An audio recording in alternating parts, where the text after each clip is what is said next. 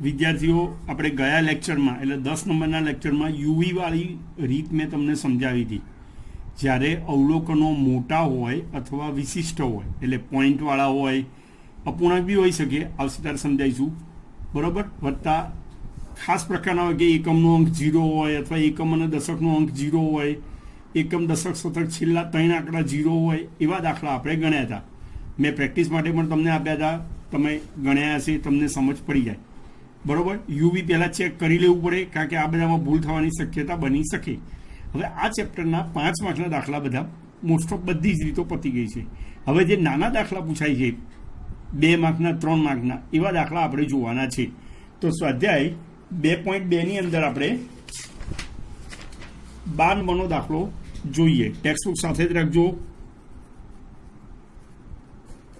સ્વાધ્યાય 2.2 એની અંદર 12 નંબરનો દાખલો છે, પાના નંબર 85 ઉપર. જો હું બોલું છું રકમ એટલે તમને ખ્યાલ આવે. પાના નંબર 85 ઉપર એક જિલ્લામાં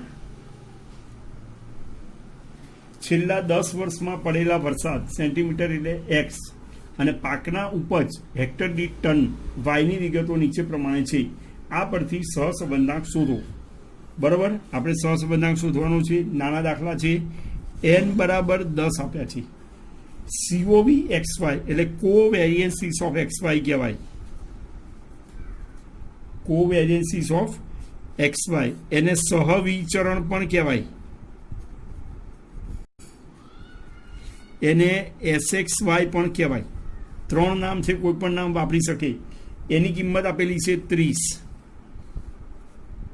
સમજ પડે. પછી એક્સનું પ્રમાણ જ વિચલન એટલે SX બરાબર 5.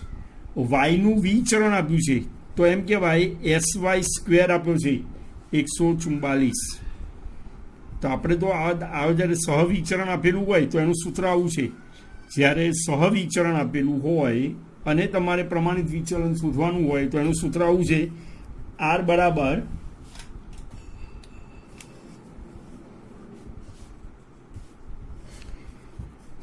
COV કોવેરિયન્સીસ ઓફ XY SX ગુણ્યા SY. જ્યારે સહવિચરણ આપેલું હોય, SX આપેલું હોય અને SY આપેલું હોય ત્યારે આ સૂત્ર વાપરવાનું. હવે આમાં જુઓ, સહવિચરણ તમને આપેલું છે, SX આપેલું છે, SY નહીં આપ્યું. SY ની જગ્યાએ SY સ્ક્વેર આપ્યું છે તો એનું આપણે વર્ગમૂળ કરી દઈએ એટલે આપણને SY મળી જાય. બરાબર. દાખલો ગણીએ. 30 SX બરાબર છે 5, SY બરાબર છે 12 એટલે 30 ભાગ્યા 12 પંચુને 60 એટલે 0.5 આવે. આમાં પણ જવાબ તમારે પોઈન્ટની અંદર જ મોટે ભાગે આવશે. કદાચ આવે તો +1 થી -1, એથી વધારે આવે નહીં. એક ઉપર તો ના જ આવે, સમજ પડે. પણ મોટે ભાગે પોઈન્ટમાં જ આવશે. ખ્યાલ આવી ગયો. જ્યારે સહવિચરણ આપેલું હોય, કોવેરિયન્સીસ XY આપેલું હોય, SXY આપેલું હોય ત્યારે તમારે આ રીતે ગણવાનું થશે. બરાબર. હવે પછીનો દાખલો જોઈએ આપણે. 13 નંબરનો દાખલો.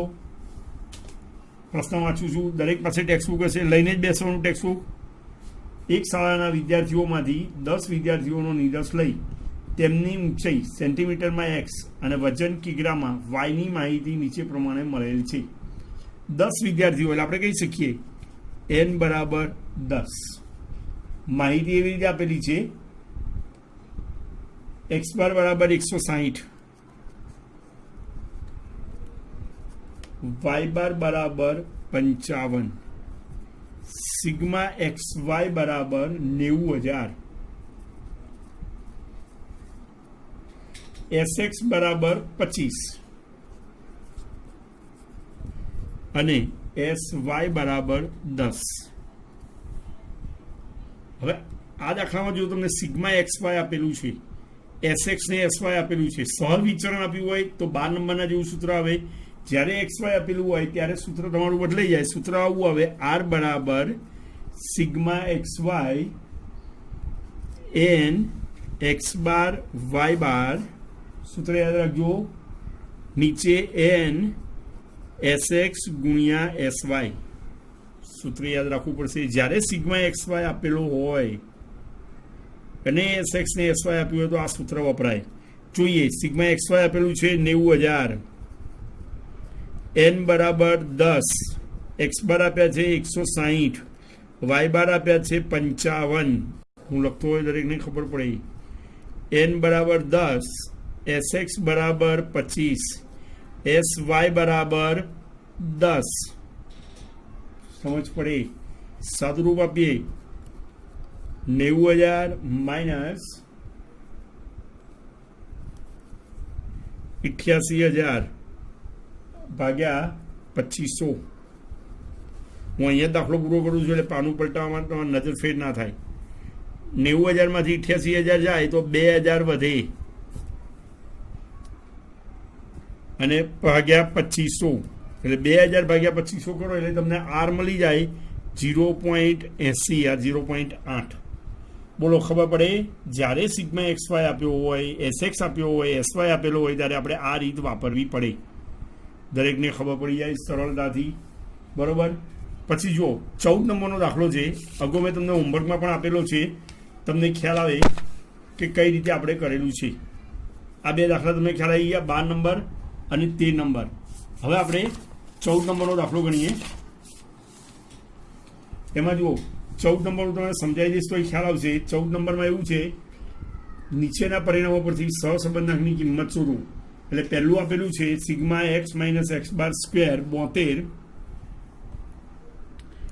Sigma y minus y bar square 32 અને sigma x minus x bar y minus y bar બરાબર 45. તો આના માટે તો તમે પેલું પહેલું સૂત્ર વાપરો તો સીધી કિંમત તમને મળી જાય. એ વખતે કદાચ હોમવર્કમાં મેં તમને આપેલું હશે. બરાબર. પહેલું સૂત્ર મૂકો એટલે તમને સરળતાથી મળી જાય જવાબ. ખ્યાલ આવશે કે કયું સૂત્ર વપરાશે. જો હું અહીંયા લખું છું 14માં પહેલામાં sigma x minus x bar y minus y bar વર્ગમૂળમાં sigma x minus x bar square sigma y minus y bar square. બધી જ કિંમતો આપેલી છે. મૂકી દો, જવાબ આવી જશે. 14માંનો બીજો દાખલો જુઓ.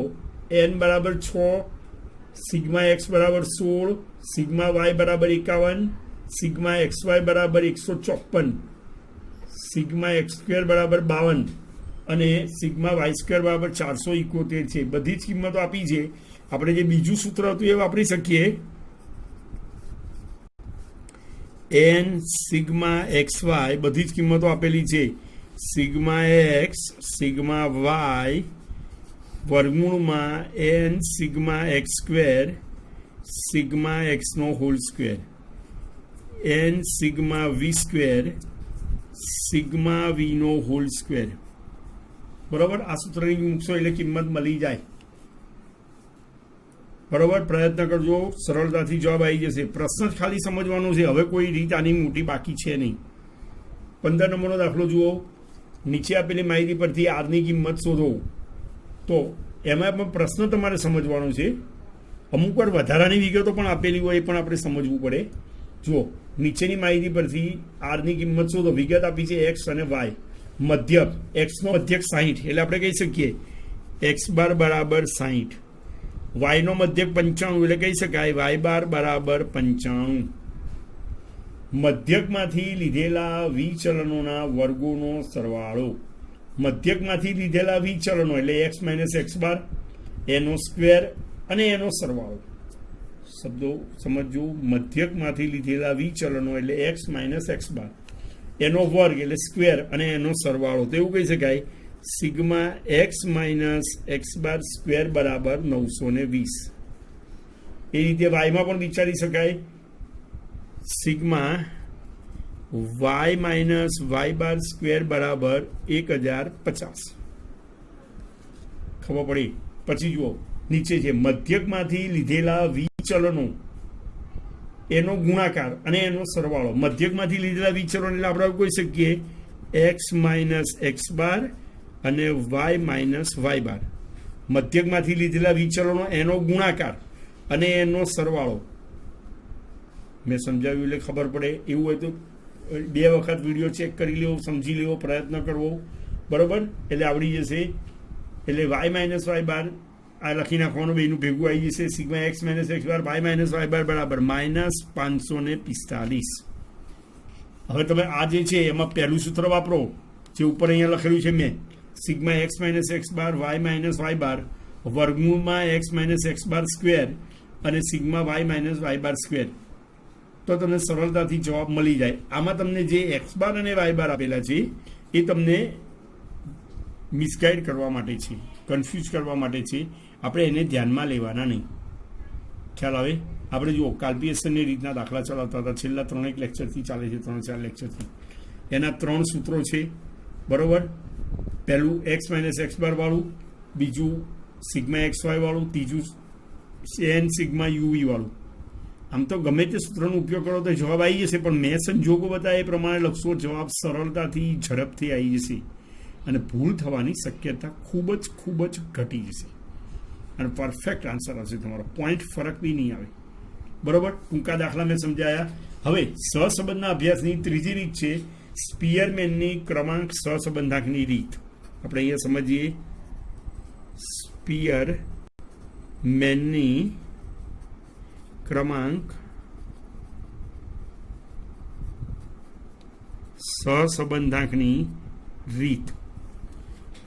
આ રીતમાં એવું છે કે ક્યારે વપરાય સામાન્ય રીતે, એવો એક માર્કનો પ્રશ્ન આવે તો હું તમને ટેક્સ્ટબુકમાં કેમેરો રાખું છું, તમે જુઓ તમારું ટેક્સ્ટબુક એમાં બી જોજો, પેજ નંબર 85 ઉપર હું બોલો એ જ. આપણે બે ચલ વચ્ચેનો સહસંબંધાંક શોધવા માટે કાલ્પિએશનની રીતનો અભ્યાસ કરો. સ્પષ્ટ છે કે જ્યારે ચલ સંખ્યાત્મક હોય, એટલે કે જ્યારે બંને ચલોને સંખ્યાત્મક રીતે માપી શકાય, ત્યારે આ રીતનો ઉપયોગ થાય છે કાલ્પિએશનનો. વજન, ઊંચાઈ, આવક, વરસાદ, પાકની ઉપજ, આ બધું સંખ્યામાં માપી શકાય.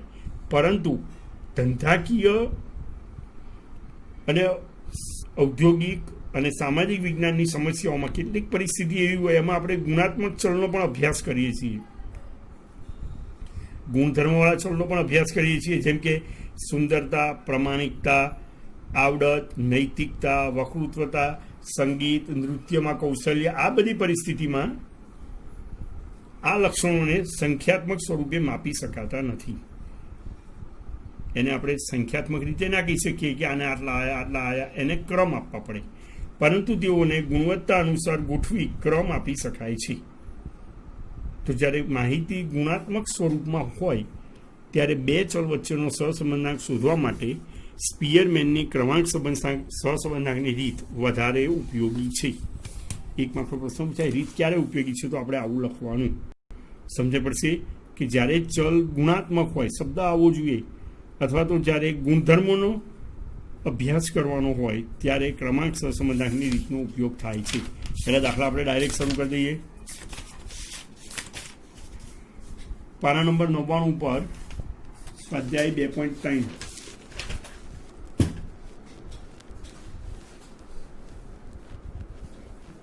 એમાં જુઓ પહેલો જ દાખલો આપણે ગણીએ.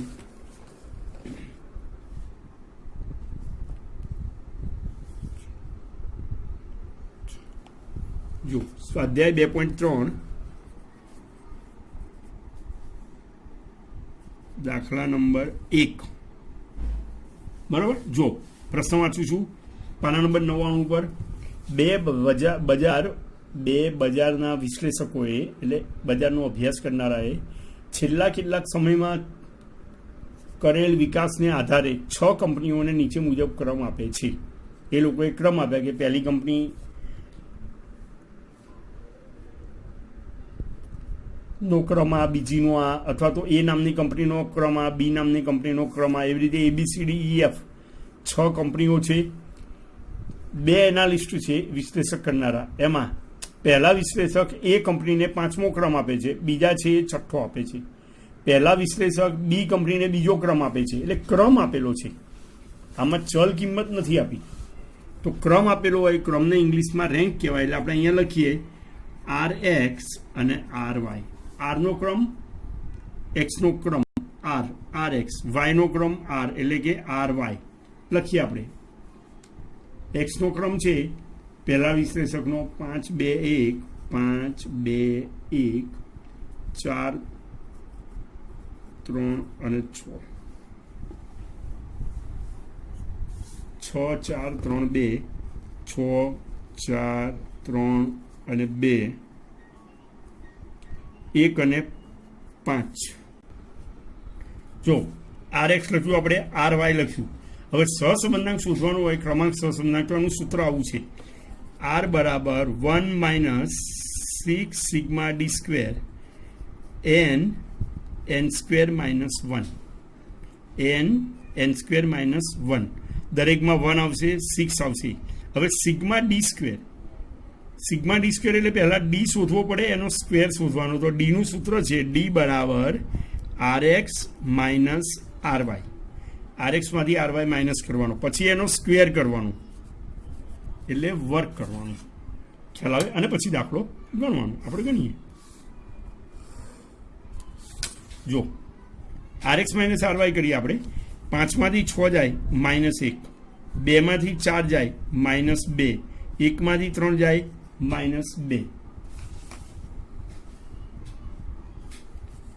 4માંથી 2 જાય 2, 3માંથી 2 જાય, 3માંથી 1 જાય એટલે 2, અને 6માંથી 5 જાય એટલે 1. ડીનું ટોટલ કરી લેવાનું, ક્યાંય જરૂર નથી, પણ એનું ટોટલ હંમેશા 0 થાય, એટલે આપણને ખબર પડે કે આપણે અહીં સુધી કોઈ ભૂલ નથી. પહેલાં પ્લસ રકમ લઈએ 5, એમાંથી માઇનસ રકમ 5 એટલે 0 આવે. ડી સ્ક્વેર -1 નો વર્ગ 1, 2 નો 4, 2 નો 4, 2 નો 4, 2 નો 4 અને 1 એટલે આવશે 18. સમજ પડી? એકદમ સિમ્પલ દાખલો છે. આ 0 ચેક કરી લેવાનું, R x minus R Y. હવે જુઓ, 1 - 6 ગુણ્યા sigma D square 18, n 1 2 3 4 5 6, n square 36 -1. સમજે પડી? આપણે દાખલો આગળ ગણીએ. 1 - 6 ગુણ્યા 18, 1 - 6 ગુણ્યા 18 કરીશું એટલે 108 આવે. 6 ગુણ્યા 18 એટલે 118 છે, 108. પછી 6, 36માંથી 1 જાય તો 35, 6 ગુણ્યા 35. સમજ પડે? 36 n સ્ક્વેર -1 કરી એટલે 36માંથી 1 જાય તો 35, 6 ગુણ્યા 35. તો 1 - 108 ભાગ્યા 210. તો 1 - 108 ભાગ્યા 210 આપણે કરીએ એટલે 0.51 આવે. 0.49 તમારો જવાબ. ખબર પડશે? આનો જવાબ પણ -1 થી +1 ની વચ્ચે જ આવે. આપણે કહેલું છે કે ક્રમાંક સહસંબંધાંકનો વિસ્તાર -1 થી +1 ની વચ્ચે હોય છે. બોલો, ખ્યાલ આવી જાય વિદ્યાર્થીઓ? આ રીતે દાખલો ગણાય છે. તમને ક્રમ આપી દીધેલા છે, આર એક્સ આર વાય, એની બાદબાકી કરી લો એટલે ડી મળી જાય. ડી નો સ્ક્વેર કરી દો, સિમ્પલ દાખલો પતી જાય. 3 માર્કનો દાખલો આવી શકે. પહેલો દાખલો એ ગણાયો, બીજો દાખલો એના જેવો જ છે. બરોબર? તમે ગણી શકશો. એમાં પણ તમને ક્રમ આપેલા છે. ક્રમ એટલે આર એક્સ ને આર વાય આપેલા છે. હવે એવું થાય, અમુક વાર આર એક્સ અને આર વાય આપેલા હોતા નથી. આર એક્સ અને આર વાય આપેલા હોતા નથી, તો આપણે એમને ક્રમ આપવા પડે. આર એક્સ આર વાય બનાવવું પડે. એ કઈ રીતે આપીએ? કઈ 3 નંબરનો દાખલો આપણે જોઈએ. જુઓ, દાખલા નંબર 3, પ્રશ્ન હું વાંચું છું. એક રાજ્યની ટાઉન પ્લાનિંગ સમિતિએ કરેલા સર્વે પરથી નીચેની માહિતી મળે છે. શહેર A B C D E F 5 શહેરો છે. વસ્તી, એ શહેરની વસ્તી 57 લાખ, બીની 45 લાખ, 14 લાખ, 18 લાખ, 8 લાખ, એવી રીતે. વસ્તી વધારાનો દર 1000 એટલે 13, 20, 10, 15, 5. આમાં તમને જુઓ ક્રમ નહીં આપ્યા. પહેલા બીજા દાખલામાં તમને ક્રમ શબ્દ વાપરેલો હતો. જુઓ પહેલો દાખલો, પહેલા દાખલામાં જુઓ, વિશ્લેષક 1 દ્વારા ક્રમ એટલે આર એક્સ કહેવાય, વિશ્લેષક 2 દ્વારા ક્રમ એટલે આર વાય કહેવાય. હું બોલું છું એ ખબર પડી? હવે અહીંયા જુઓ, ત્રીજા દાખલામાં ક્રમ નહીં આપ્યા, તમને ચલ કિંમતો આપી છે અને નીચે કહ્યું છે આ માહિતી પરથી શહેરોની વસ્તી અને વસ્તી વધારાના દર વચ્ચે ક્રમાંક સહસંબંધાંક શોધો. જ્યારે ક્રમાંક સહસંબંધાંક શોધવાનું હશે તો કાં તો ક્રમ આપેલા હશે, કાં તો પછી તમને ચોખ્ખું કહેલું જ હશે કે ક્રમાંક સહસંબંધાંક શોધો. કેવી રીતે શોધાય જોઈએ આપણે. એક્સ અને વાય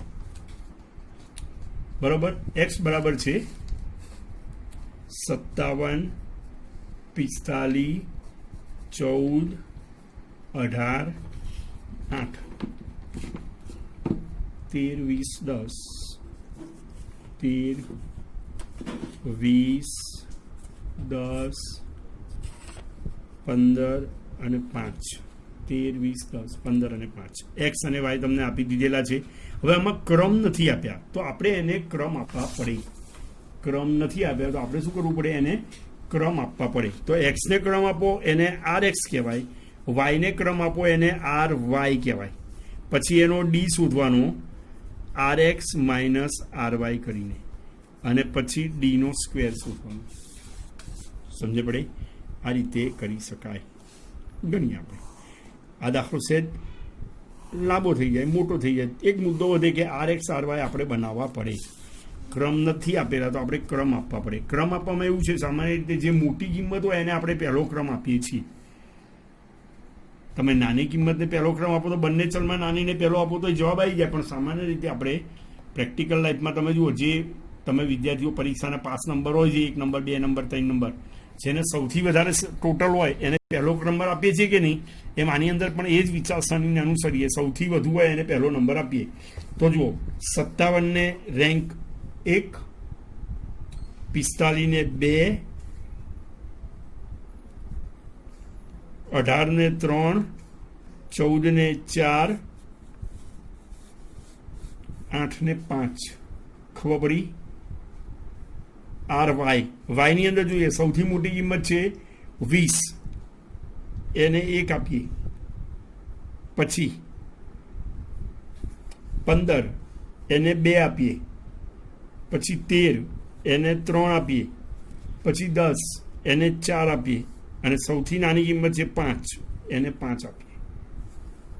મેં ક્રમ આપ્યા એ ખબર પડે. સૌથી મોટી કિંમતે પહેલો ક્રમ આપવાનો, પછી નાની હોય એને બીજો, ત્રીજો, એ રીતે આપવાનો. અને આપણા જેટલા ચલ હોય એટલા નંબર થાય. 5 ચલ છે તો લાસ્ટ નંબર 5 આવે. હવે ડી શોધીએ. 1માંથી 3 જાય -2, 2માંથી 1 જાય 1, 4માંથી 4 જાય 0, 3માંથી 2 જાય 1, 5માંથી 5 જાય 0. આનું ટોટલ ચેક કરી લેવું. +2 અને -2 બરાબર 0. ડીનું ટોટલ 0 જ થવું જોઈએ. ક્રમ આપેલા હોય તો વાંધો નહીં આવે. આમાં આપણે ક્રમ આપવાના છે, ક્યાંક ક્રમ આપવામાં ભૂલ થઈ હોય તો આપણો જવાબ આવે નહીં. સમજ પડે? હવે જોઈએ ડી સ્ક્વેર. તો 2નો વર્ગ 4, 1, 0, 1 અને 0, એટલે આપણું ટોટલ આવશે 6. હવે સૂત્ર મૂકીએ. R બરાબર 1 - 6 sigma D square n square -1. 1 - 6 ગુણ્યા સિગ્મા ડી સ્ક્વેર છે 6, n બરાબર 6, n બરાબર 5 છે. પછી 5નો વર્ગ એટલે 25 -1, એટલે 1 - 6 ગુણ્યા 6 36. 25માંથી 1 જાય એટલે 24, 24 × 5 120. હું સાઈડમાં જ ગણી લઉં એટલે પેજ બદલવાની આપણે જરૂર ના પડે. હવે જુઓ, 1 - 36 ભાગ્યા 120 કરીએ એટલે 0.3 આવે, માઇનસ કરીએ એટલે 0.7 તમારો જવાબ આવે. સમજ પડશે? આ રીતે કરી શકાય. જ્યારે ક્રમ ના આપ્યા હોય તો ક્રમ આ રીતે આપી શકાય. ત્રીજો દાખલો મેં ગણાયો. ચોથો દાખલો બી તમને આવડે એવો છે. એમાં પણ તમે જુઓ ગુણ આપેલા છે એટલે ક્રમ તમારે આપવો પડે. તમારે શું કરવું પડે? ક્રમ આપવો પડે.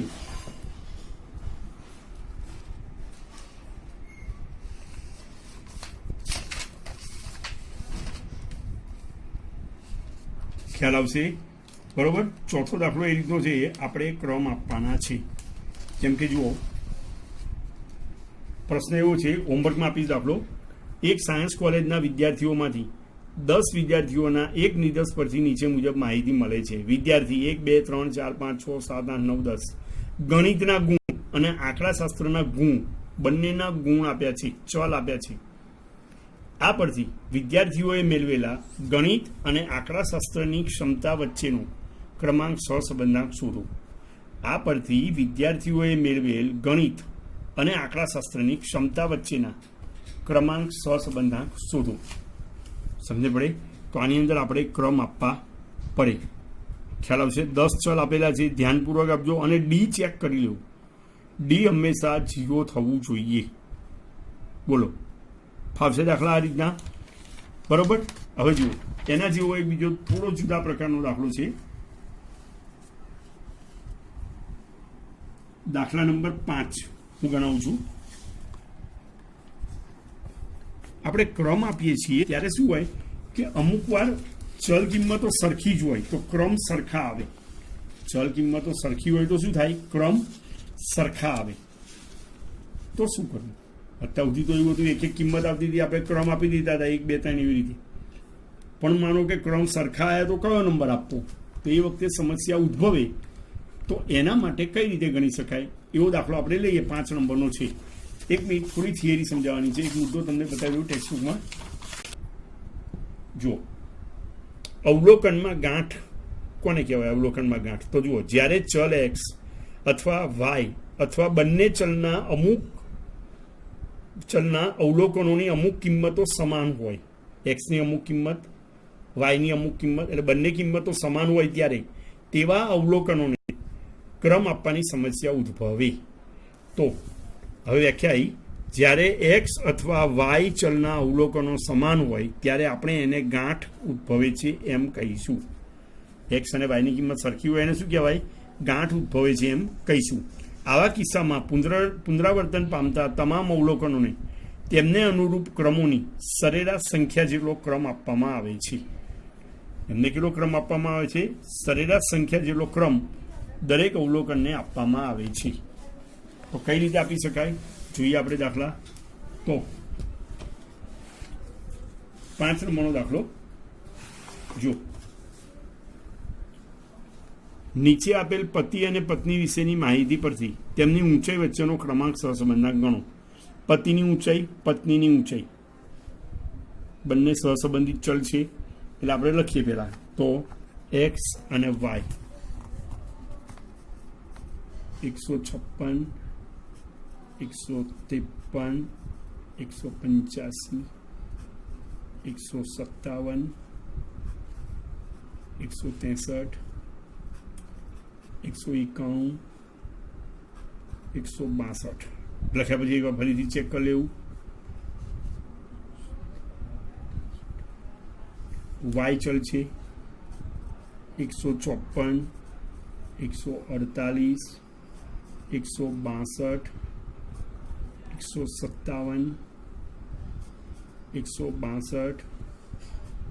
170, 154, 154, 48, 62, 57, 62, 70, 154.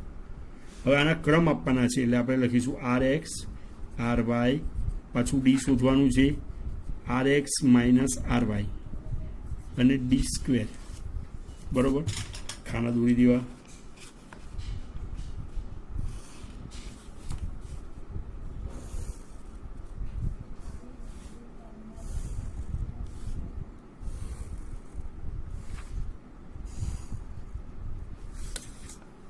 હજુ ક્રમ આપીએ. નંબર ડબલ વખત આવે, સરખો આવે તો જ આપણે ગાંઠ ઉદ્ભવે, બાકી ના ઉદ્ભવે. પહેલામાં જુઓ, સૌથી મોટી કિંમત છે 191, એને 1 આપીશું.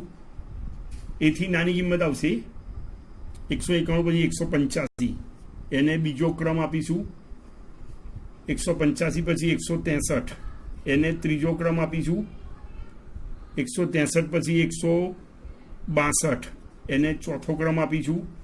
162 પછી 157, એને 5મો ક્રમ આપીશું. 157 પછી આવશે 156, એને 6થો ક્રમ આપીશું અને છેલ્લે આવશે 7મો ક્રમ. સમજ પડી? હવે વાયની અંદર જોઈએ આપણે. વાયની અંદર જુઓ, સૌથી મોટી કિંમત છે 170, એને પહેલો ક્રમ આપીશું. બરોબર, એ પછી આવશે 170 પછી આવશે 162, પણ જુઓ 162 2 વખત આવે છે. તો પછી બીજો નંબર આને આપવો કે આને આપવો એ સમસ્યા ઉદ્ભવે. એકને બીજો નંબર આપીએ, એકને ત્રીજો નંબર આપીએ, એ યોગ્ય ના કહેવાય. તો એ સમયે શું કરવાનું? જુઓ, આપણે હું અહીંયા જ રેફર કરું છું એટલે તમને ભવિષ્યમાં જોવો તો ખબર પડે. 2 મહિના પછી એકને બીજો નંબર આપી શકાય, એકને ત્રીજો નંબર આપી શકાય. તો 2 અને 3 2 નંબર સરખા 2 + 3 ભાગ્યા 2 કરી દેવાના. 5 ભાગ્યા 2 એટલે 2.5.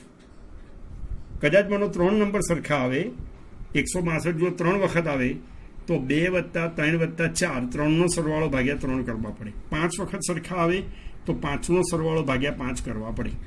સમજ પડી મેં કીધું એ?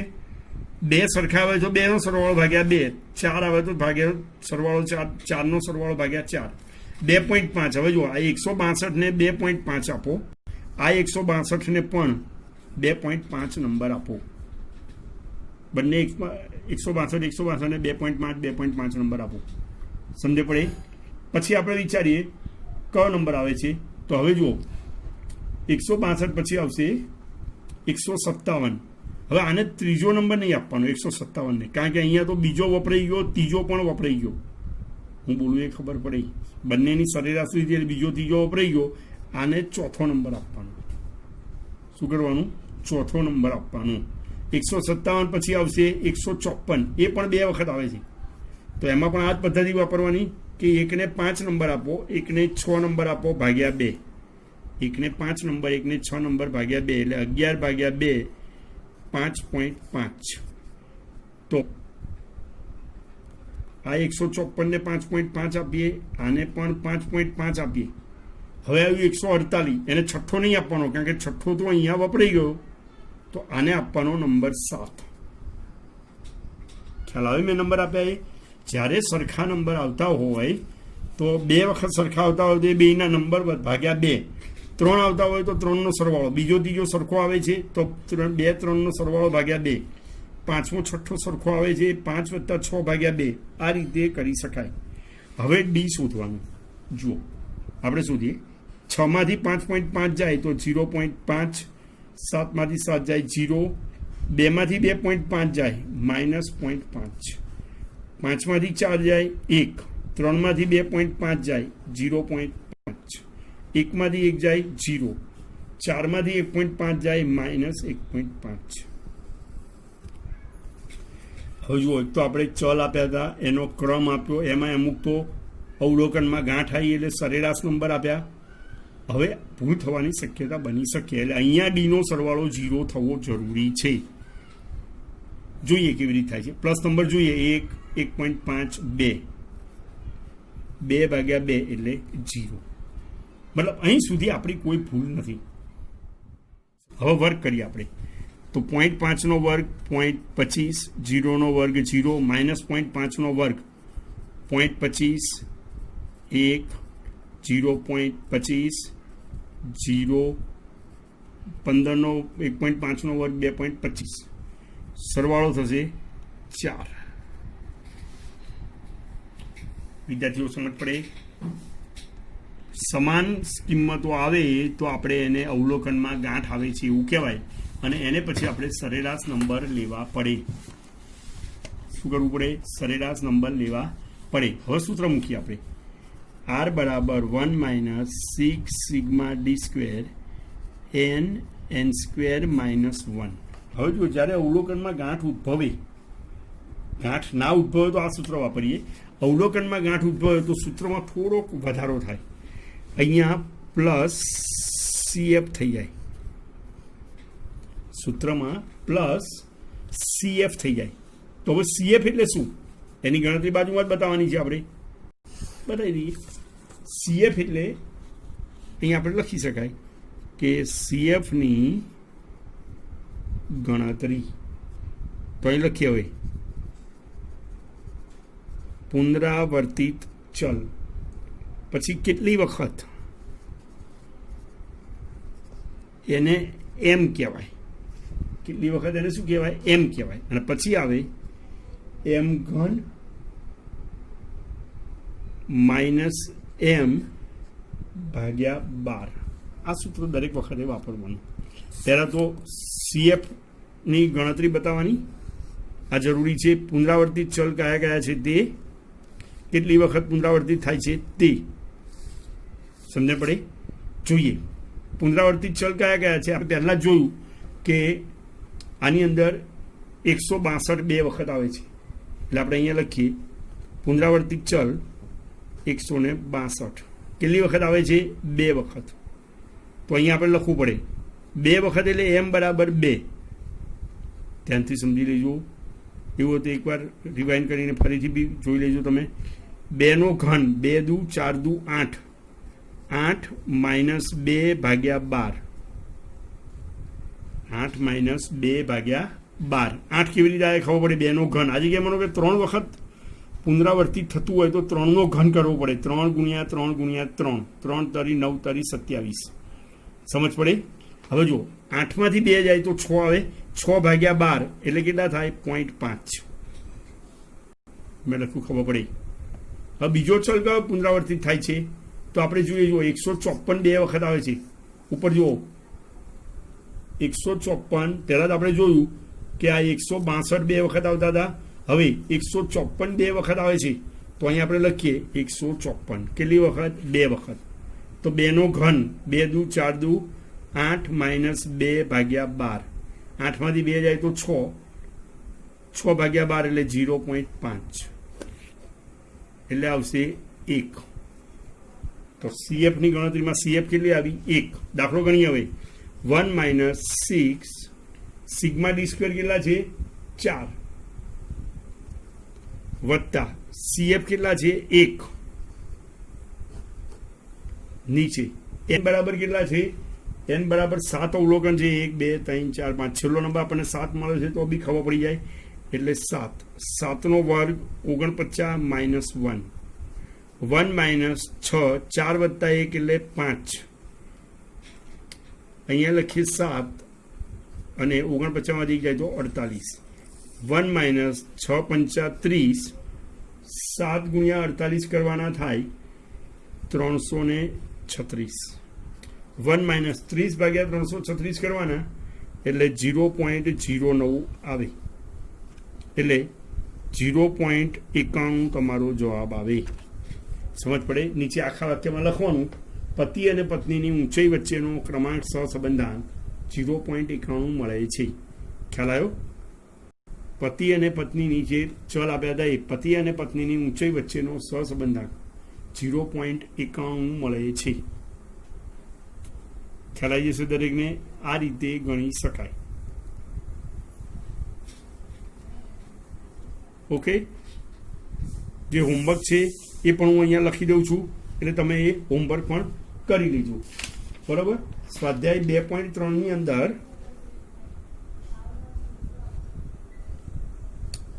સ્વાધ્યાય 2.2 સ્વાધ્યાય 2.3 2.2 ની અંદર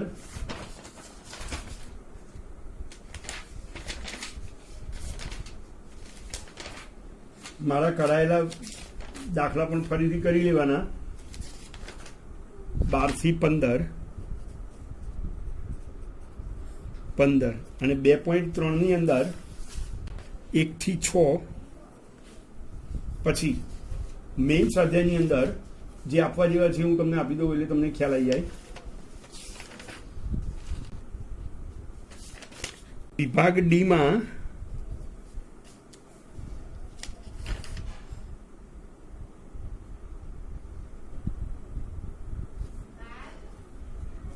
દસ, 11 અને 12